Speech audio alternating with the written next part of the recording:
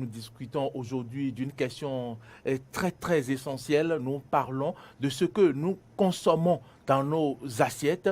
Et pour en parler, nous avons deux confrères sur ce plateau. Nous ouvrons tout de suite comme ça la chronique société. Convainc-moi va être reportée pour une autre fois. Nous allons consacrer du temps pour discuter de cette question qui vous préoccupe chez vous et qui nous préoccupe aussi. Et donc sur ce plateau, j'ai deux confrères comme je vous l'annonçais pour en parler. Laurent Roland-Tonné Ikes reste avec nous. Une fois encore, merci à vous Laurent Roland-Tonné Ikes. C'est un plaisir, c'est un devoir. À ma gauche, c'est un confrère dont, comment je vais dire, je vais revenir sur ma phrase. L'un des tout bouillants de la presse écrite. Son nom précède, précède donc sa venue sur ce plateau. Nous avons à ma gauche notre confrère Moustapha, Bachola Moustapha. Merci d'être venu chez nous aujourd'hui à la Fondation Espace Afrique Civre. C'est un grand plaisir. C'est un plaisir d'être là. Tout à fait. Nous allons donc partir pour la chronique société. Arrêtons de consommer du poison dans nos assiettes. Que mangeons-nous en réalité chez nous et autour de nous? Si nous ne nous posons pas cette question, souvent parce qu'il faut manger pour vivre, je pense qu'il est temps qu'on s'attarde un peu sur le sujet. En réalité, que mangeons-nous d'abord chez nous, dans nos maisons? Dieu merci que, étant chez vous, vous pouvez décider de ce que vous pouvez composer dans vos assiettes de votre alimentation. Vous pouvez décider donc de votre alimentation. Par exemple, vous êtes en droit d'interdire à votre épouse la consommation des cubes et de ces marques de tomates en boîte dans vos alimentations. À coup sûr, cela fera du bien à toute la petite famille. Mais voilà que vous avez oublié que votre femme a été peut-être éduquée à préparer avec cubes et tomates en boîte. Haha, le goût de ça, comme le dirait l'autre. Dans ces conditions, comment voulez-vous qu'elle comprenne qu'il est possible de vous faire à manger sans cubes et tomates en boîte et que vous puissiez manger avec appétit? Malgré vos interdictions, la femme pourrait vous faire croire qu'elle n'utilise plus les cubes ni les tomates en boîte dans vos repas, mais derrière vous, comme l'histoire que j'ai apprise tout dernièrement, elle coupera de temps à autre, à votre insu, un morceau de cube dans vos repas. Parce que vous vous plaignez parfois de ce que le repas n'est pas succulent. C'est la gouvernante de la maison qui a révélé que maman utilise en cachette des morceaux de cube dans le repas de papa, alors que ce fut la première chose qui lui a été interdite dès son entrée dans la famille. Que pouvons-nous alors faire face à ces poisons qui nous font laper les fourchettes et cuillères à table? Pas de tomates en boîte ni de cubes dans mes repas. Et après, la suite, vous le savez, êtes-vous souvent à la cuisine là où se font ces repas? Combien ne sommes-nous pas à nous rendre chaque week-end dans les fêtes que nous appelons en patois ago? Savons-nous vraiment de quoi ces nombreux repas sont assaisonnés à la cuisine avant d'atterrir dans les dishes lors des manifestations? Et pourtant, nous prenons du plaisir à manger sur ces lieux de manifestation, alors que chez nous, nous avons interdit l'utilisation de beaucoup d'huile, de cubes, de tomates en boîte. Qui ne va pas au restaurant de temps à autre pour se faire servir des repas qui coûtent cher compte tenu du service? Nous prenons donc du plaisir à ingurgiter avec appétit ces repas des restaurants que nous arrosons de bière et du bon vin. Et s'il est vrai que certaines personnes ont pris conscience que la tomate en boîte et les cubes, par exemple, ne rendent pas service à notre organisme, savons-nous ou soucions-nous des éléments chimiques qui sont introduits dans ces nombreux plats que nous mangeons hors de chez nous? Nous devons tous prendre conscience de ce qui constitue du poison dans nos assiettes et réapprendre à manger. Nous devons savoir quoi manger et faire l'effort de changer nos habitudes en nous ressourçant par rapport à ce que mangeaient nos grands-mamans, des mamans avec un peu d'huile, des mamans avec un peu d'huile, un peu de tomates de fruits, du piment, du sel, du gingembre et autres épices ont déjà fait une sauce succulente. Mais pourquoi cette façon de faire ne sera-t-elle plus possible aujourd'hui? Et c'est la question que je vais poser donc à mes interlocuteurs sur ce plateau.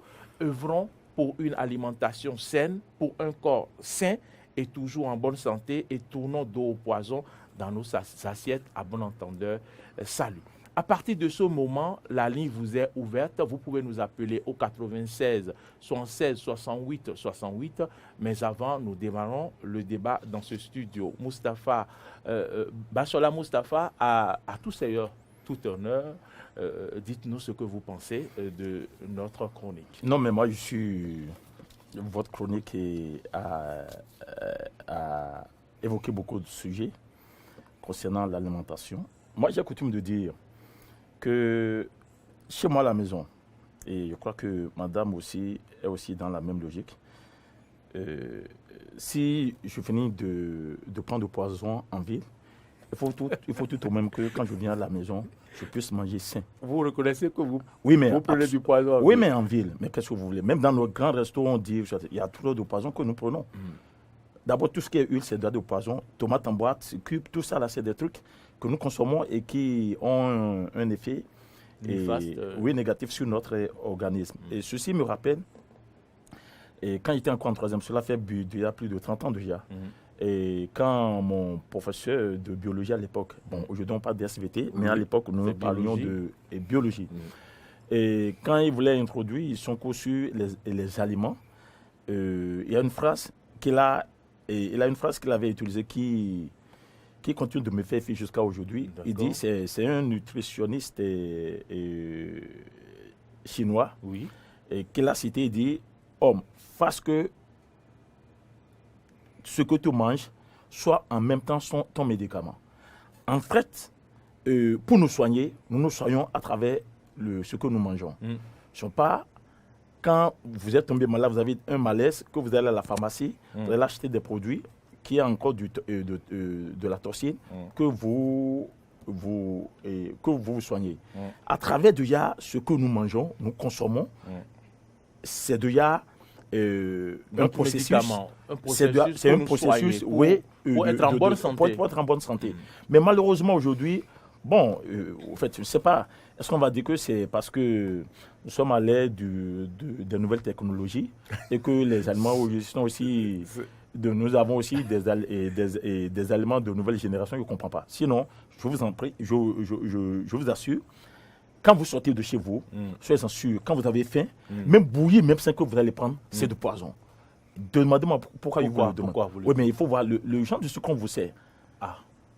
Le genre de ce qu'on vous met dans bouillir là. Mais allez-y chercher. L'origine de c'est souvent des formes, du formol que les gens mettent. Wow. Moi, j'ai découvert ça tout récemment. J'ai dit, mais ce n'est pas possible, madame. J'ai dit, mais vous allez tuer les gens. Wow. Parce qu'on estime que c'est qu'on prend forme là. On met toute une petite quantité, mais c'est du bon. Mais elle veut rentabiliser son business, mais voilà ce qu'elle fait. Wow. C'est que l'aliment simple, même Yovo Doko, excusez-moi, que les Togolais appellent Botokoin ou bien, et comment vous appelez le beignet là, que nous prenons en vie, c'est encore du poison. C'est-à-dire, quand vous refusez d'aller dans les restaurants ou bien d'aller chez les bonnes dames qui vendent au bord de la voie, prendre un repas lourd, et vous dites, vous vous méfiez. Vous allez vers une bonne dame qui vend bouillie, qui vend beignet. Soyez sûr que quand vous mangez là, c'est que vous vous empoisonnez.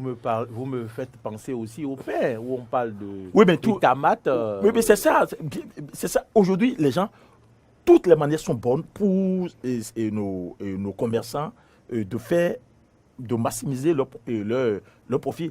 Et comme ça, et c'est aux grandes dames des consommateurs que nous sommes. Franchement, à un moment donné, je me demande si nous avons encore dans ce pays cette crainte, la crainte de Dieu. La crainte de Dieu. Parce que quand vous servez à manger aux gens, mais sachez que vous servez à manger à des êtres humains. Et vous leur prenez leur sou. C'est que les gens viennent avec leur sou vous leur vendez la mort. C'est ce que ça signifie malheureusement. Je vais revenir à vous dans un instant. Je vais rappeler aux téléspectateurs qui nous suivent qu'ils peuvent nous appeler et intervenir dans ce débat, interagir avec nous au 96 76 68 68. Nous parlons de ce que nous consommons dans nos assiettes. Laurent Roland-Tonekes. Je crois que oui, j'ai suivi avec beaucoup d'intérêt Moustapha Bachara, mais on ne va pas blâmer tous ceux qui vendent à manger. Parce que pour moi, il y a des gens qui sont assez vertueux, qui font le minimum d'efforts, en tout cas, pour proposer des aliments de qualité. Donc il y a des restaurants. Ça va être rare quand même. Non, je dis, oui, il y en a qui sont vertueux. Ils ne sont pas tous pourris dans la NAS. C'est vrai que un seul poisson pourri et puis tout ce qui reste pourri est pourri. Et donc, c'est peut-être pour ça que parfois on a tendance à généraliser. Mais il y a des gens vertueux qui font un excellent travail. Quand vous allez dans leur restaurant, vous mangez, vous êtes vraiment fiers. Alors, vous avez parlé de cubes, vous avez parlé d'un certain chose. Il y a de ces pères de famille qui refusent de manger du cube. Mais la maman achète ça, le cube-là, et prépare avec les enfants, ils disent, ne dis rien, papa. Il y a quelqu'un en ligne. Hein? Ouais, excuse-moi, Laurent. Bonjour. Auditeur ou auditrice en ligne, bonjour, vous êtes en direct. Diminuez le volume de votre télévision, s'il vous plaît.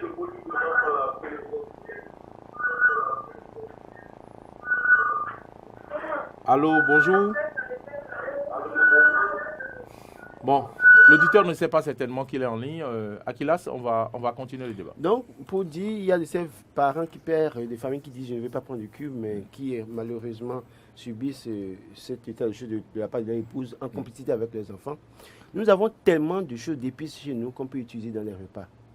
Vous imaginez que, on parle du langouin par exemple, le poisson séché, que les gens utilisent comme assaisonnement. Oui.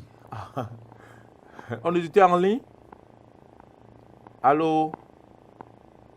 Allô? Que se passe-t-il avec la ligne? Revoyons un peu la ligne de l'autre côté. Donc, il y a de ces choses-là. Il a parlé de ceux qui vendent, même ceux qui vendent les pâtissiers et les boulangers. Ils mettent des produits dans la farine de blé. Ce n'est pas un secret. Moi, je suis fils de boulanger. Il m'est arrivé de poser la question à mon père, est-ce que c'est possible de faire un certain nombre de choses? Et il m'a expliqué clairement que c'était possible.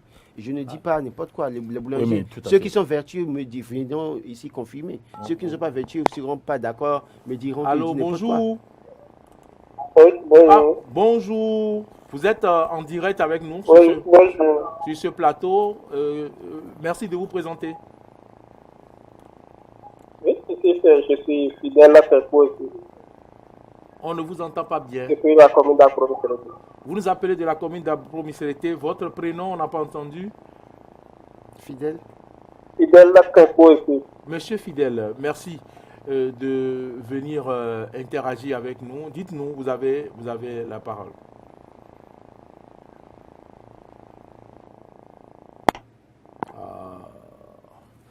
Il est parti, on espère qu'il va nous revenir dans un instant. Donc, vous dites qu'aujourd'hui, c'est un problème de société. Vous prenez le simple Adoré. Déjà, le pain que vous achetez, vous n'êtes pas sûr de la qualité du pain. Adoré. Et maintenant, le Adoré, qui est un condensé, de choux pourris, carottes pourries, qu'on écrase pour nous vendre. Téléspectateurs en ligne, téléspectatrices, bonjour. Bonjour. Ah, bonjour, vous êtes en direct. J'appelle Oh là là, la ligne. Oh là là. La ligne doit avoir un problème. Donc, pour dire, par exemple, il y a que les gens prennent du plaisir à manger. Allez voir ces dames qui achètent des choux pourris, les carottes pourries qu'elles vont écraser pour faire la friture que nous aimons si tant. Vous parlez de moi, Doré, que j'aime si tant. De toute façon, allez faire vos investigations. Oui, bonjour. Bonjour. Donc, je voulais reconnaître que ce n'est pas toutes les vendeuses de Adaway. Oui, mais il y en a qui le font. Alors, donc, il y a un certain nombre de choses qu'il faut régler. Nous avons tellement d'épices qu'on peut utiliser pour faire des mets succulents, mais on les met de côté. On pense que c'est le cube qui vient de l'autre côté. En tout cas, ça fait de la fortune pour ces pays qui nous envoient ces cubes.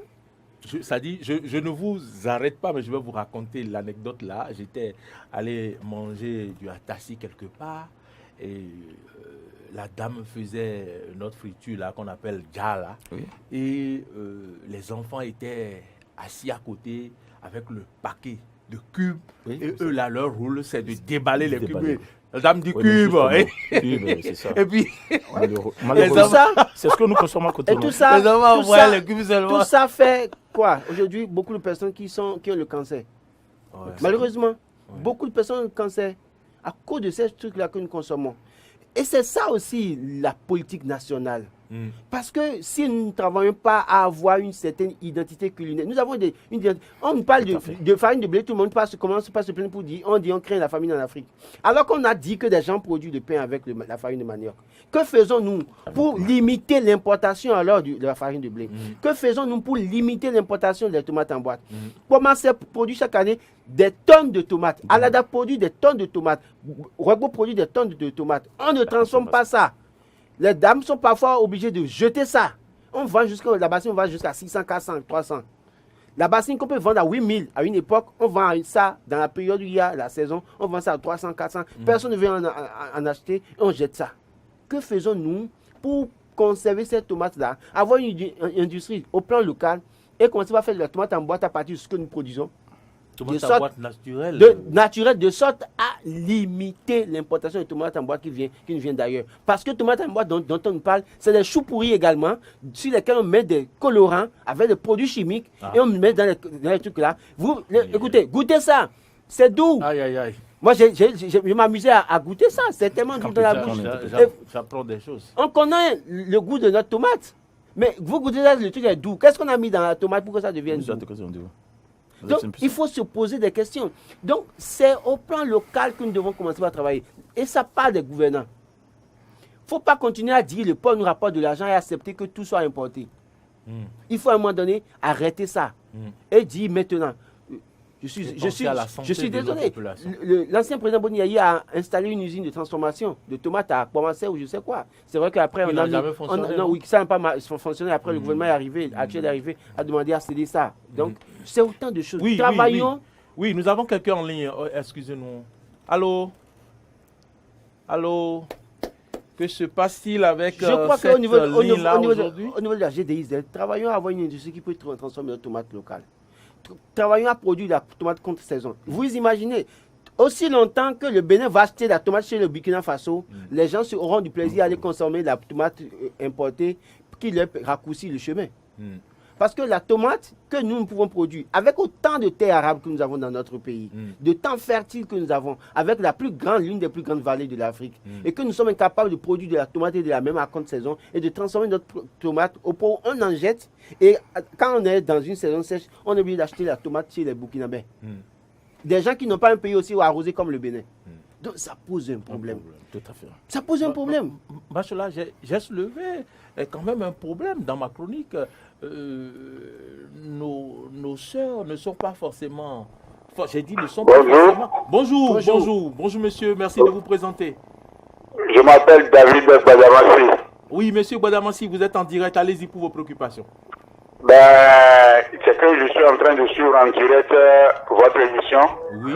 Et ça me fait beaucoup plaisir que les journalistes comme de essaient de parler de temps en temps de ces sujets-là. Merci. Vous savez, manger au dehors, vous ne pouvez pas échapper à manger du cube et à manger de la tomate pourrie et à manger aussi de la tomate en boîte. Merci à vous. Merci. Je vous envoie peut-être chez une vendeuse de com. Vous allez manger de la tomate en boîte, vous allez manger aussi du cube. Oui, et même du... Moi, depuis un certain nombre d'années, je ne suis pas aussi vieux que ça. Oui. Ça fait au moins une quinzaine d'années. Oui. J'ai refusé de manger de la tomate en boîte, du cube et de l'huile de bidon jaune là. Je n'en consomme pas. Merci. Je consomme uniquement que l'huile rouge. L'huile rouge. Même si je dois faire de l'omelette, c'est avec l'huile rouge que je fais l'omelette. D'accord. Et ça ne m'a jamais tué. Ça ne vous Le tuera pas. poisson congelé, Sylvie, viande et tout ça là, je n'en mange plus. Waouh. je vais directement derrière le stade de l'amitié acheter du Towevi. D'accord. Et je mange aussi la viande de porc parce que c'est moins cher. Ah, d'accord. Moustapha ne sera pas d'accord avec vous. Non, si vous voulez garder une bonne santé, essayez d'éviter d'aller manger au dehors, à foison, parce qu'il y a des gens, c'est leur habitude d'aller manger au dehors. Oui. Moi, j'ai refusé de le faire pour garder ma bonne santé. J'ai la soixantaine et je veux vivre encore, peut-être trouver encore 60, encore plus. Ah oui, ça vous fera 120. Pourquoi pas? C'est compte tenu de vos comportements, de votre hygiène de vie, que vous allez durer pendant longtemps sur cette terre. Donc, je vous remercie beaucoup. Rappelez-nous votre nom et d'où vous nous avez appelé. Je m'appelle Badamassi Adeleke David, j'appelle de Gotomé, ancien Koulakome qui est Finafa aujourd'hui. Je suis non loin de l'échangeur et non loin de chez Genokwe. Vous êtes non loin de chez moi. Merci beaucoup. Merci beaucoup. L'autre chose qu'il faut évoquer, ce n'est pas que ce que nous consommons, hein. Même les biscuits que nous achetons pour les enfants. Il y a quelques jours, mon épouse qui mettait un gâteau en sachet. Oui, voilà. Je lui ai dit, mais est-ce que tu penses que moi je peux manger ça? C'est-à-dire qu'elle me l'a donné avec amour, mais moi j'ai été regret de lui dire je ne peux pas manger. Oh là là. Oui, Allô. Bonjour, vous êtes en direct, merci de vous présenter. Oui, allô. Oui, bonjour monsieur. Nous vous recevons 5 sur 5. Bonjour. Bonjour, merci de vous présenter. Vous savez quoi? Merci de vous présenter, monsieur. De parler. Merci de vous... Merci de vous présenter, monsieur. S'il vous plaît, merci de vous présenter. S'il vous plaît. Tout le monde. S'il vous plaît, monsieur. Il faudrait que chacun de nous soit direct avec ça et avoir une femme à la maison et de consommer local. Merci. S'il vous plaît, merci de vous présenter. Oui, c'est un Béninois.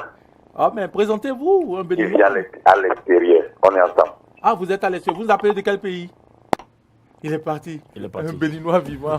Donc pour dire que merci. Merci de nous suivre de l'extérieur. Qui est importé, Laurent Roland Toniquet, c'est le moment de faire un clin d'œil à tous ceux qui nous suivent de l'extérieur, ceux de la diaspora. J'avoue qu'ils nous suivent tous les matins. Vraiment, merci beaucoup pour l'effort que vous faites de vous informer de ce qui se passe, tout ce qui se passe dans votre pays. Faites-nous des retours pour que nous puissions savoir que vous nous suivez. Vous avez nos plateformes. Aujourd'hui, vous pouvez nous suivre à partir de nos applications Eden TV, Diaspora FM. Vous pouvez également aller sur nos plateformes YouTube, Twitter, Facebook. Vous pouvez également nous suivre à travers de notre site web www.benin-eden.tv.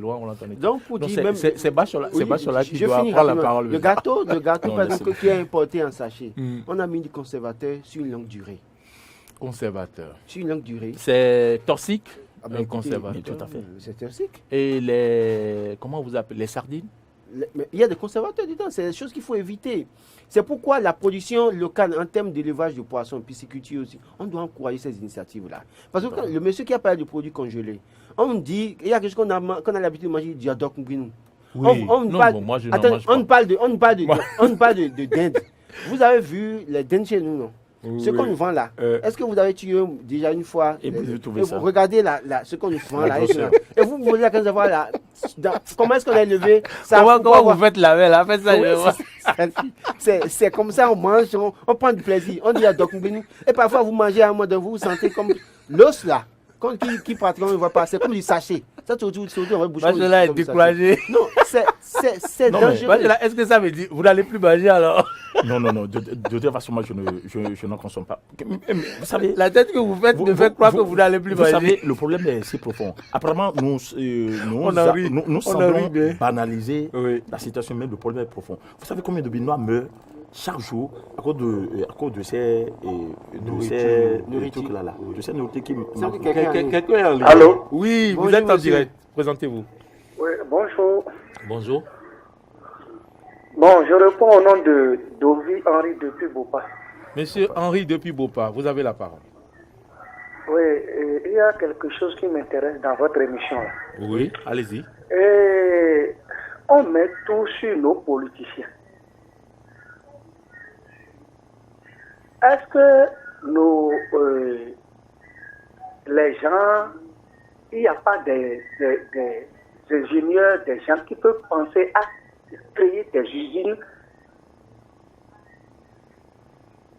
au Bénin ici, par rapport à ce que l'État a créé à Pomassé pour la transformation des tomates là. Il n'y a pas quelqu'un, il n'y a pas des opérateurs économiques qui peut prendre ça et qui peut gérer ça à la place de l'État. Il me semble qu'on met tout sur l'État, quoi. Mais alors qu'il y a déjà des opérateurs économiques qui peuvent prendre des choses concrètes, qui peuvent prendre des initiatives pour la transformation de nos produits. Si arrivé dans ma commune, par exemple, il y a des gens qui plantent des bananes, des choses, et à des moments donnés, pour envoyer ces genres de choses à Cotonou, à quelque part, parce qu'il n'y a pas de voie pour les choses restent là jusqu'à pourrir. Mais on met tout sur l'État. Est-ce qu'il n'y a pas des opérateurs économiques qui peuvent planter des usines dans des communes pour pouvoir commercialiser ces genres de choses? C'est ça que j'ai pensé à vous dire dans votre émission, parce que c'est très intéressant, quoi. Merci beaucoup, monsieur. Et saluez-nous tous ceux qui vous entourent de l'autre côté de Bopa et qui nous suivent. Maurice Agua, si vous permettez, parce que c'est moi qui ai évoqué la question de l'État. Oui. Et je voudrais répondre à l'intervenant pour lui dire, on ne met pas tout sur la tête de l'État. C'est de la responsabilité de l'État de nous assurer en tout cas une bonne alimentation. C'est une question de souveraineté quand on parle d'éducation, d'alimentation dans le pays. Je ne dis pas que c'est l'État qui doit nécessairement faire, mais l'État doit créer les conditions. Depuis que l'usine c'était au cours d'un conseil ministériel, on a demandé à ce que les gens viennent prendre. Mais les gens ne sont pas allés chercher, n'ont pas voulu prendre ça. Il y a aussi l'usine de transformation d'ananas d'Alada qui est fermée depuis. Il y a l'usine de transformation de cajou, je ne sais quoi, ou bien de Anatitingou quelque part. Ce que je veux dire, c'est que l'État doit pouvoir créer les climats des affaires de sorte à permettre à ce que les gens aient envie. Autrement, l'État prend la responsabilité de le faire. Allô? Bonjour. Merci de vous présenter, s'il vous plaît. Tout d'abord, on m'appelle Afasali Kouti. Vous nous appelez d'où? Je suis l'artiste du village de Kouti. Koussi, c'est... Non, d'Arabou. D'accord. Allez-y pour vos préoccupations. Et je réside à Libreville, au Gabon. Oui, c'est notre ami du Gabon. Non, ça doit être à chaque fois, je suis avec intérêt votre émission. Merci beaucoup. Je vous remercie beaucoup pour tout ce que vous faites pour nous. Ouais. Bon. Et je voudrais vous demander si vous pouvez nous faire une émission spéciale sur la thématique que vous venez de poser maintenant. Ah oui, je crois que c'est une très bonne préoccupation. Donc, ce serait vraiment la bienvenue.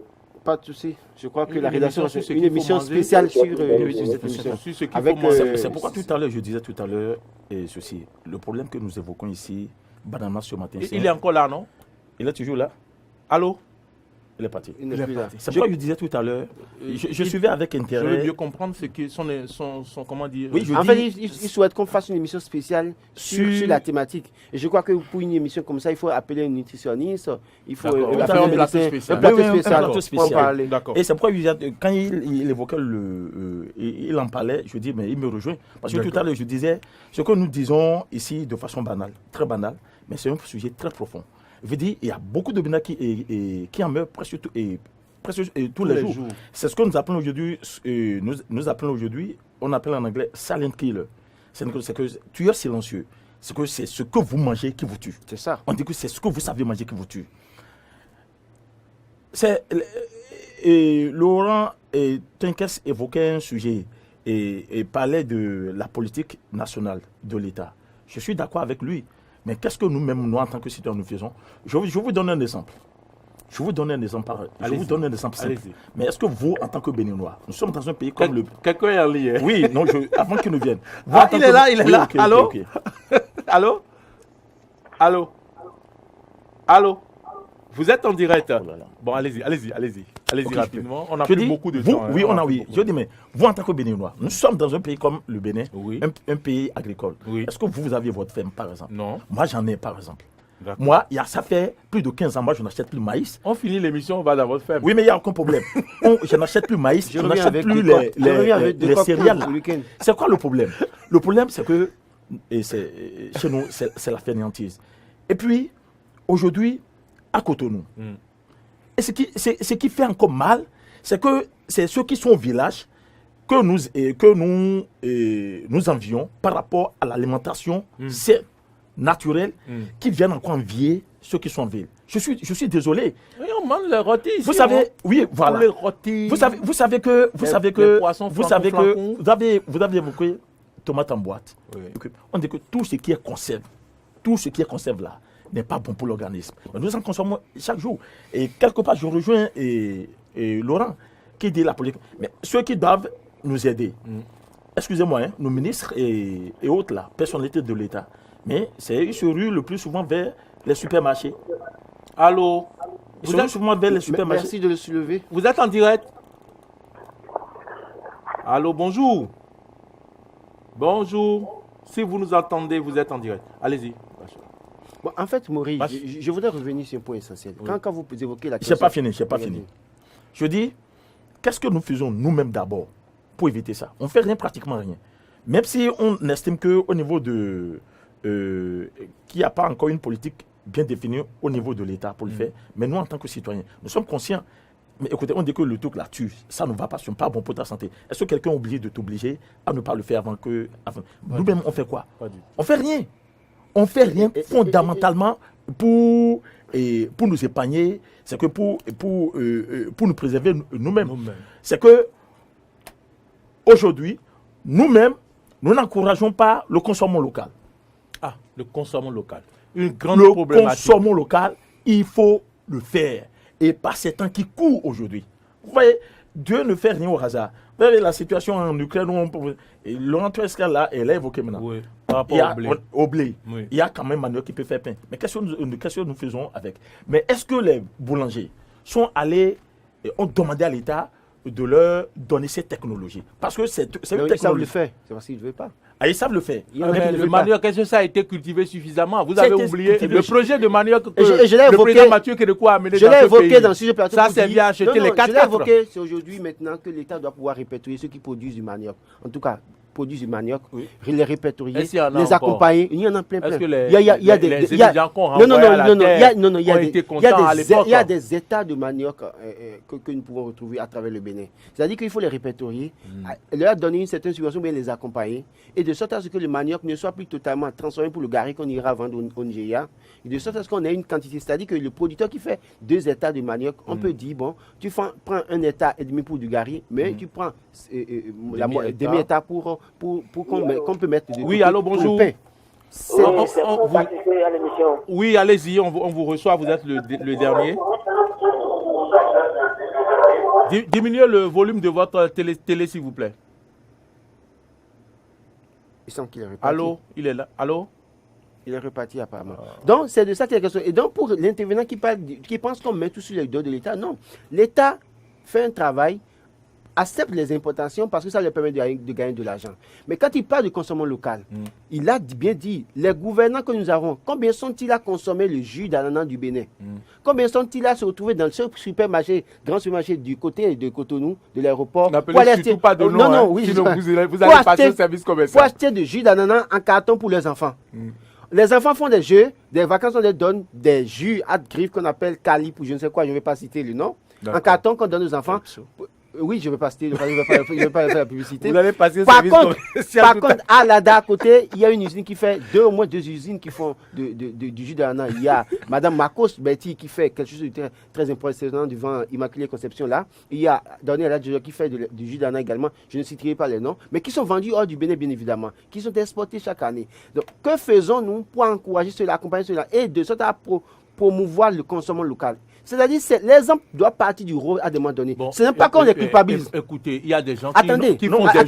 Il y a des gens qui font des jus noués qui y mettent du sucre. Il nous faut des jus naturels. Je suis d'accord. Je ne parle pas de ceux que vous citez. Je parle du coton. Est-ce que c'est faux? Des gens non, il y en a. Il faut qu'on soit sûr que c'est des choses naturelles écoutez, que nous consommons. Oui, c'est de la responsabilité. On ne peut pas être chez nous et ce qu'on va consommer comme local sera encore de la responsabilité. Je crois que ce qu'il évoque comme sujet est important. C'est de la responsabilité de l'État. Je ne banalise pas, mais je suis en train de relever. Il y a des structures, comme il le dit, il y a des structures qui s'occupent de ça. Quand vous produisez du jus et que si c'est bon à consommer, il y a des structures qui s'en occupent.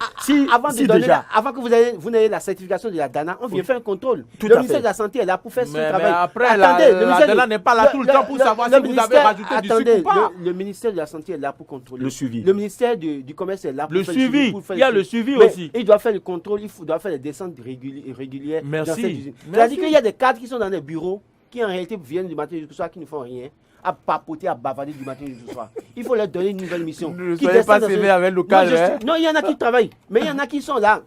Bachelard, je ne lui apprends rien, il sait ce dont je parle. Il ne sait pas. Donc, pour dire quoi? Quand on parle comme ça, c'est pas qu'on met sur l'État, mais on demande juste à l'État. C'est pourquoi on fait des propositions. On ne parle pas sur le plateau pour dire l'État n'a pas. Non, on dit l'État, voilà les problèmes. Mais l'État ferait mieux d'agir dans ce sens. On va commencer par conclure. Voilà, et quand on va faire ça, ça va nous permettre de vivre mieux dans ce pays. On va continuer, arrêter de manger du adokumbin qui nous donne du cancer. On va cesser de manger de la tomate en boîte qui nous donne du cancer et qui donne fibrome à toutes les femmes aujourd'hui. Vous voyez une jeune fille, vous voyez une jeune fille qui n'a même pas fait d'enfant, qui n'a rien fait dans sa vie, qui vous dit qu'elle a crise, qu'elle a fibrome. Pourquoi il y a 30 ans, nos parents n'avaient pas autant de crises de fibrome? Donc il y a des problèmes.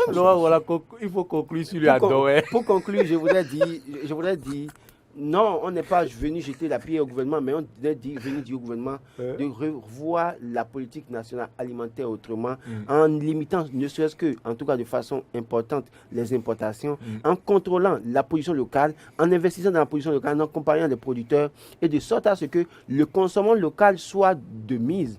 Travailler à ce que nous puissions avoir des producteurs de tomates contre saison, plutôt que de continuer à dépendre du Burkina Faso de la tomate. Merci. Très bien. Merci beaucoup pour votre contribution. Bachelard Moustapha. Je crois que sur ce plateau, concernant le sujet, je voudrais, comme l'a demandé un téléspectateur. Celui qui nous a appelé du Gabon. Oui, il faut nécessairement avoir un autre plateau pour ça. Parce que, je dis, comme je le disais, c'est un sujet très important. Vous êtes déjà d'office invité sur ce plateau. Oui, tout à fait. C'est un sujet très important. On va le faire dans le jardin. Il faut même 1 heure, 2 heures ne suffiront pas pour en débattre. Mais déjà, ce que moi je voudrais recommander d'ores et déjà aux Béninois, c'est de faire beaucoup attention à ce qu'ils consomment dehors. Parce que tout ce que nous consommons dehors, soyez sûr, c'est quand vous sortez de chez vous, vous allez en ville. Et vous mangez en ville, soyez sûr que vous avez dû consommer de poisson avant de rentrer chez vous. Et faites en sorte que lorsque vous rentrez chez vous, dites à madame de ne plus en rajouter. D'accord. C'est ce que moi je voudrais demander. Et l'autre chose que je voudrais dire par rapport au sujet qu'a évoqué et à la préoccupation qu'a évoqué mon frère de Bopa, parce que je suis matériellement de la zone. D'accord. Je trouve que sa préoccupation est Henri Dovy, non? Henri Dovy. Sa préoccupation est vraiment pertinente.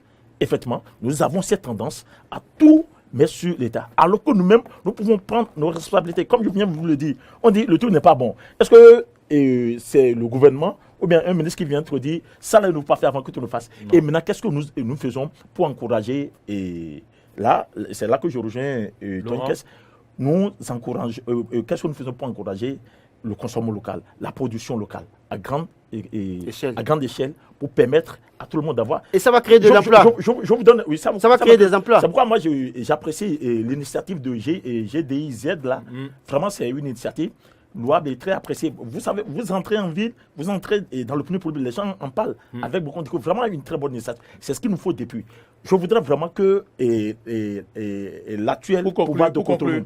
Oui, je conclue. Je voudrais que l'actuel pouvoir de Cotonou puisse vraiment, véritablement prendre l'initiative, le projet là au sérieux.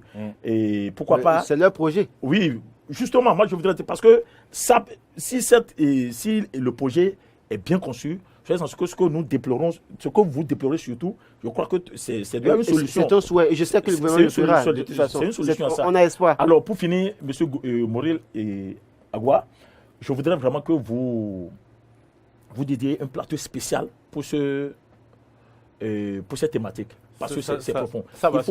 Il faut illuminer les Béninois par rapport à ce qu'ils sont en train de consommer. La fête vient, on dit la fête, et puis vous allez entendre pas, c'est rien que des produits avariés qu'on met sur le marché. Les gens vont consommer. Et ceux qui n'ont jamais consommé les produits congelés, c'est la période dans laquelle ils vont consommer. Pourquoi? Je vous donne un exemple. Nous sommes à la fin. Vous avez dit de conclure. Vous concluez je vous donne un exemple. Pour finir, je vous donne un exemple.